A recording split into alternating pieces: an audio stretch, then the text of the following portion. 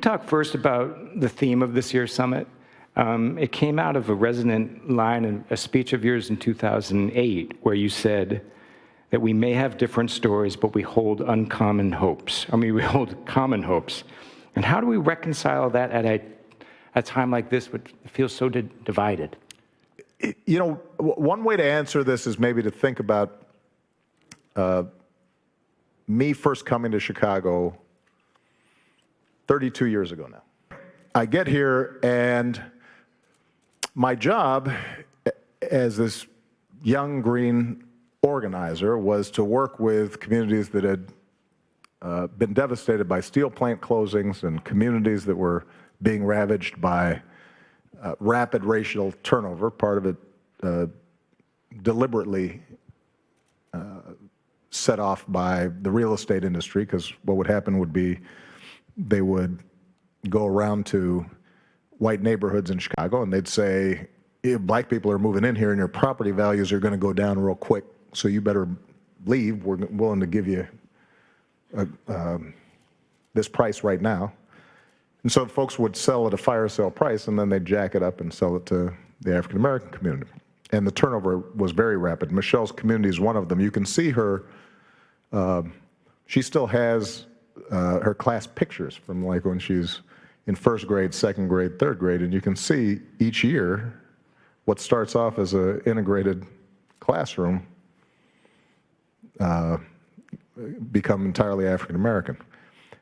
And so I'm raring to go, and I am intent on changing the world, and I've been inspired by civil rights figures like John Lewis and Bob Moses and Diane Nash, and I'm going to lead the revolution.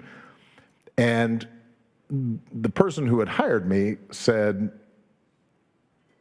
the only thing you're going to do for the first month is you're going to go around and meet people and ask them about their stories. And you're going to sit there and listen.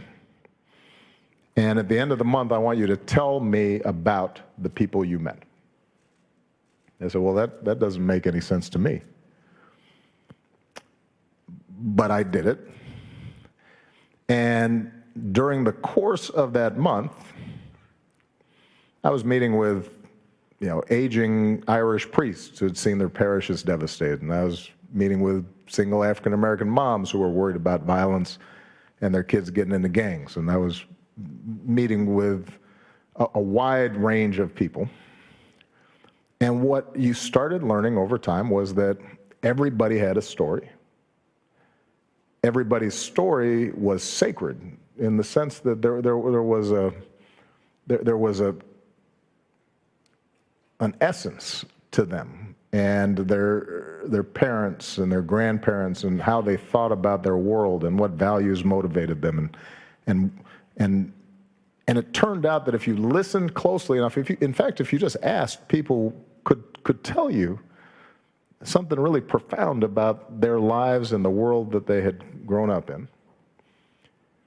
And when you listened to enough of these stories, you started seeing all these weird connections and how they overlapped and recurring themes. And the reason the exercise was so powerful was, number one, by having those conversations, you found at the end of that conversation that you had a different relationship with that person than if you had just gone in and said, I want to talk to you about the gang problem or the housing problem or what have you. You had a sense of something shared.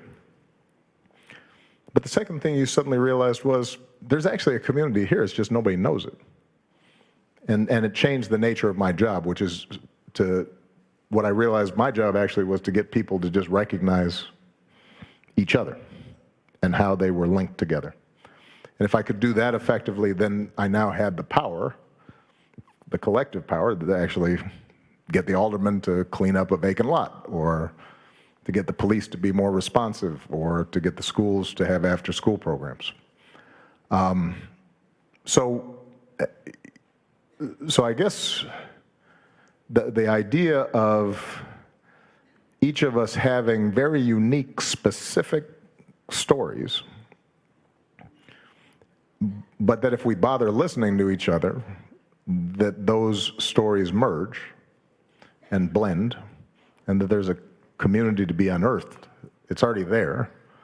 I learned very early on, and it served me all the way through the presidency. I think the reason we don't see that or feel that now is because it does require you to listen to others. And the way now our media is structured, and the way we get information, and the way we see each other, is there are all these filters, right? And it's very hard to get through those filters. So part of my job as president, part of my job now, part of your job now, presumably, is to be able to get, to wipe the windshield, with all the stuff that's on there so that people can see clearly.